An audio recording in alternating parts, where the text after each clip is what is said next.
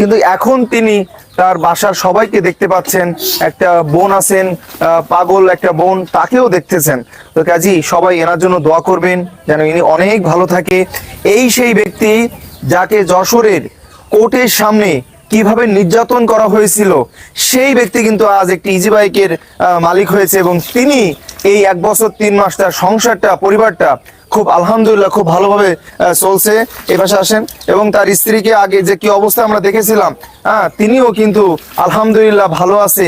এটাই হচ্ছে আমাদের সফলতা এবং এটাই আমাদের একমাত্র প্রচেষ্টা। যারা অসহায় থাকবে তাদের পাশে যেন আমরা থাকতে পারি, তাদের সাথে যেন আমরা থাকতে পারি। সবাই আমাদের জন্য দোয়া করবেন এবং এই পরিবারদের জন্য দোয়া করবেন যাতে আল্লাহ তাআলা সবাইকে ভালো রাখে, এবং সকল মানুষের প্রতি দোয়া এবং শুভকামনা রইল। আসসালামু আলাইকুম, আল্লাহ হাফেজ।